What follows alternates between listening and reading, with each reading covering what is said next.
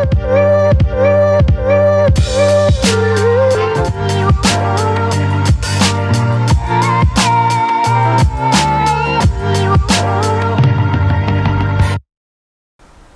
sepak bola, teman-teman netizen atau warganet yang saya hormati semuanya. Selamat bergabung kembali ke konten terbaru dari channel YouTube Triple B. Dan di konten terbaru hari ini saya ingin memberikan analisa dari dua pertandingan English Premier League. Yang pertama antara Arsenal versus Wolves yang berakhir untuk kemenangan Arsenal dengan skor tipis 2-1. Dan yang kedua antara Newcastle United versus Manchester United yang berakhir untuk kemenangan Newcastle United dengan skor tipis juga 1-0.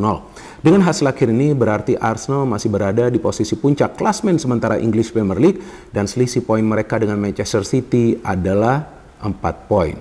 Memang kita masih berada di awal musim ya teman-teman, tapi ya sinyalnya sudah sangat positif bagi Arsenal.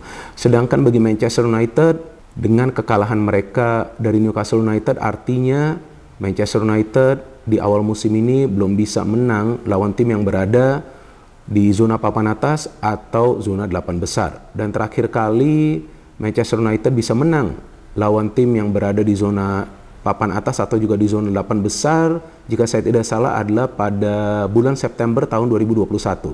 Saat itu kalau nggak salah Ronaldo juga mencetak gol ya, sudah lama ya, saya sudah lupa juga.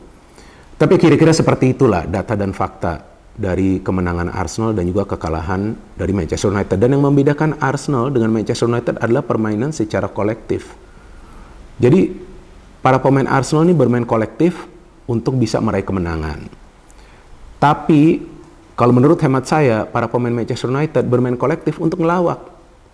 Jujur, saya tidak bercanda sama sekali. Itu kan permainan mereka dini hari tadi kan kayak ngelawak. Kok gak bisa sih memberikan counter press kepada para pemain Newcastle? Kok gak bisa sih membaca pergerakan dari para pemain Newcastle yang terus-menerus melakukan pergerakan dari kedua sektor sayap mengandalkan dua fullback mereka, Livramento dan juga Trippier. Udah kelihatan banget pola permainan dari Newcastle. Masa sih para pemain MU terus kehilangan fokus ketika para pemain Newcastle United itu memainkan kombinasi passing? Dan saya ngelihat Ten Hag di pinggir lapangan, ya teriak-teriak terus, buat apa? Seharusnya seorang pelatih gak perlu berteriak seperti itu, tapi dia perlu memberikan instruksi secara jelas. Namun yang saya ngelihat Ten Hag melakukan pergantian pemain, tapi tidak mengubah style of play dari Manchester United, yakni hanya main counter attack dan bertahan secara dalam. Untuk apa bertahan secara dalam? Harus pressing itu di tengah. Kita sama-sama tahu bahwa pressing di tengah itu akan menyulitkan para pemain tim lawan untuk berkembang. Tapi nantilah ya saya bahas tentang MU. Pertama-tama saya ingin memberikan analisa dari pertandingan antara Arsenal versus Wolves yang tentu adalah pertandingan yang sangat penting bagi Arsenal teman-teman. Karena ketika bermain di kandang sendiri, Arsenal harus bisa terus-menerus mendapatkan 3 poin. Siapapun lawannya. Wolves sulit sekali menciptakan peluang, oke lah Wolves bisa mencetak 1 gol, tapi itu juga kan karena ada kesalahan dari Zinchenko ya. Jadi Zinchenko ini ngeri-ngeri sedap juga. Memang untuk menyerang bagus, tapi untuk bertahan kadang-kadang juga kehilangan fokus dia. Itu kan kehilangan fokus dia, kalau nggak salah direbut oleh Semedo itu bolanya ya. Kemudian Cunha bisa mencetak gol. Tapi secara keseluruhan Arsenal bermain baik. Dan permainan kolektif dari para pemain Arsenal ini udah gak ada obatnya. Ya City mainnya juga seperti ini sih. Tapi Arsenal benar-benar, waduh, ngeri banget permainannya loh. Dan Arsenal sebetulnya gak ada pemain bintang loh teman-teman. Coba teman-teman kasih tahu saya. Ya nanti tulis di kolom komentar deh. Siapa pemain bintang dari Arsenal? Gak ada. Odegaard bisa cetak gol, Saka bisa cetak gol, Martinelli bisa cetak gol, Rice mainnya bagus, tanpa Partey pun mereka mainnya solid, Jorginho bisa cetak gol walaupun penalti mainnya juga nggak mengecewakan. Tomiyasu sekarang sudah masuk ke line up, mainnya mulai bagus. Justru menurut saya Tomiyasu lebih agresif daripada Ben White, dan Tomiyasu ini permainannya mirip seperti Zinchenko di kiri, jadi ada dua inverted fullback nih. Nah ini yang membuat Arsenal ini benar-benar galak sih ketika mereka menyerang. Maka itu Arsenal juga adalah tim yang produktif kan. Dan kalau nggak salah nih Arsenal punya rekor pertahanan terbaik nih untuk saat ini. Ya artinya mereka memang solid di pertahanan walaupun mereka nggak selalu clean sheet. Dan dari jalannya pertandingan ya Arsenal mendominasi total. Mereka sudah mulai menciptakan peluang dari menit-menit awal sebelum akhirnya kan Saka bisa mencetak gol. Nah teman-teman perhatikan saja kombinasi passing di antara para pemain Arsenal di ruang yang sempit. Itu kan nggak gampang. Tapi lihat positional play dari para pemain Arsenal, lihat caranya mereka mencari ruang. Nah ini yang membedakan antara Arsenal dengan MU. Para pemain MU itu tampak lemot, atau mungkin tell me ya, telat mikir ya gitu. Jadi pergerakannya tuh gak cepat ketika mereka coba untuk mencari ruang di area pertahanan tim lawan. Tapi para pemain Arsenal cepat banget. Ya lihat saja Saka kepada Jesus memberikan bola kepada Tomiyasu, Tomiyasu bisa memberikan bola kepada Saka. And what a finish. Nah, gol di menit awal ini yang sangat penting bagi Arsenal, tapi mereka tidak menurunkan tempo permainan, digas terus. Benar kan? Kencang banget permainan dari Arsenal. Dua flank jalan, di tengah juga jalan Rice, ya kan? Odegaard mainnya udah bagus nih sekarang kan. Beberapa pertandingan terakhir kan saya jelaskan juga kan, Odegaard mulai menurun, sekarang mulai bagus lagi. Dan gol yang cantik juga dari Odegaard. Lihat lagi itu kombinasi passing. Saka kasih bola ke Zinchenko, Zinchenko ke Jesus ya. Jesus kasih lagi ke Zinchenko, Zinchenko cutback, dan yang mencetak gol Odegaard. Jadi dua gol dari Arsenal yang memberikan assist adalah fullback mereka. Nah, ini kan menunjukkan bahwa Arteta telah membangun suatu sistem permainan yang memungkinkan setiap pemain itu bergerak secara mobile.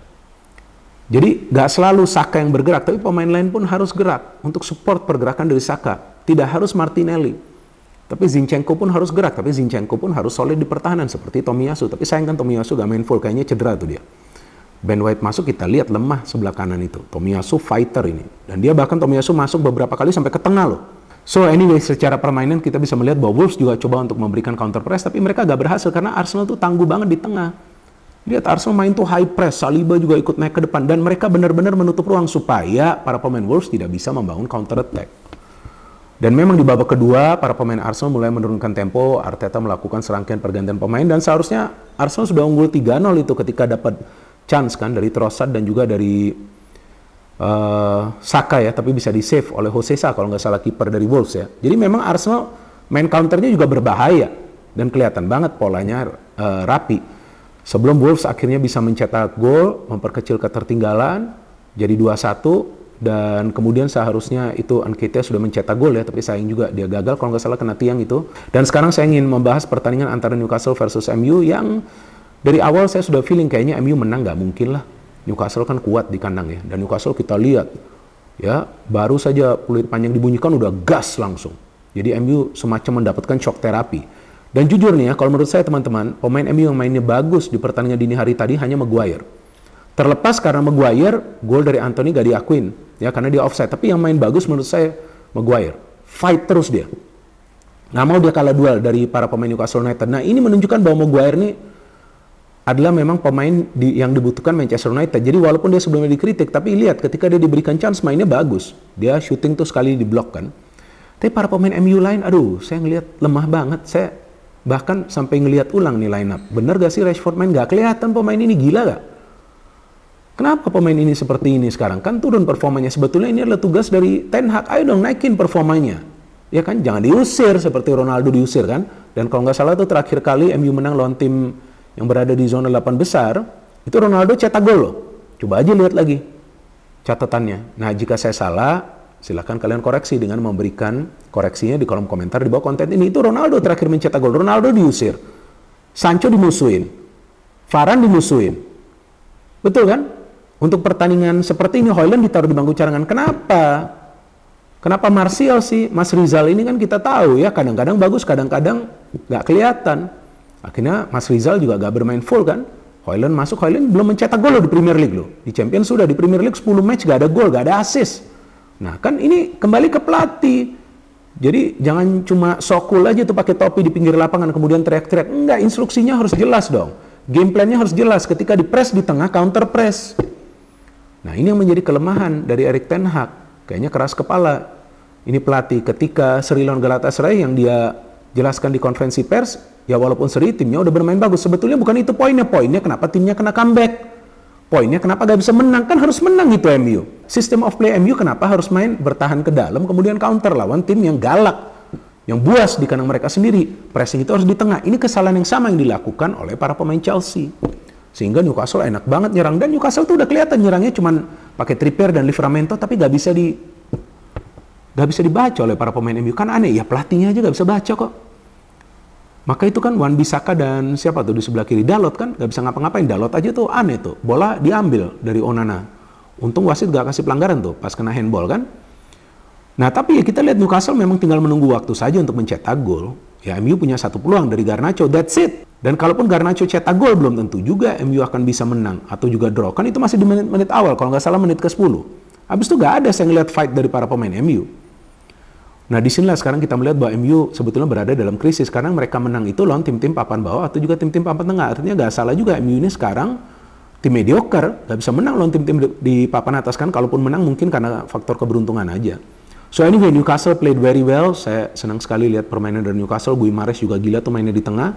Dan akhirnya di babak kedua mereka bisa mencetak gol ketika ada umpan diberikan oleh Guimaraes kepada Trippier. Tidak ada pemain MU yang mengawal Trippier. Dia bisa memberikan umpan manja kepada Gordon yang mencetak satu-satunya gol di pertandingan ini. Setelah ini kita tahu Trippier juga kalau nggak salah mendapatkan peluang ya untuk mencetak gol di babak pertama kalau nggak salah yang terkena mistar ya, lupa saya. Jadi memang para pemain Newcastle mainnya struktur permainannya sudah jelas gitu. Jadi pokoknya nyerang dari wing, berikan bola direct pass, cari ruang, bergerak cepat, ya kan? Tapi para pemain MU bukan saja lemah, tapi lemot juga, telat mikir. Pergerakannya nggak agresif gitu. Jadi kayak belum digaji para pemain MU. Ya jujur nih kelihatan banget. Paul Scholes saja itu kan marah-marah kan?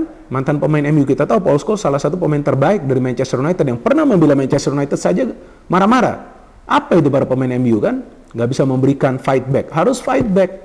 Ya udah kita tunggu saja nanti next match dari MU, tapi kalau menurut saya teman-teman ini jelas adalah kesalahan dari Ten Hag yang tidak menurunkan starting 11 sesuai dengan kebutuhan. Højlund ditaruh di bangku cadangan. Nah itu menurut saya blunder karena Højlund adalah pemain yang biasa bisa fight ya kan, jemput bola ke tengah, tapi yang dimainkan adalah Mas Rizal, kan aneh. Ya mungkin Højlund cedera, saya juga gak paham, tapi seharusnya Højlund bermain dari awal. So anyway teman-teman, kita tunggu lagi kelanjutan dari pertandingan English Premier League. Nanti ada pertandingan seru antara Manchester City versus Tottenham Hotspur yang pasti saya nonton. Dan saya akan memberikan analisanya tentu besok.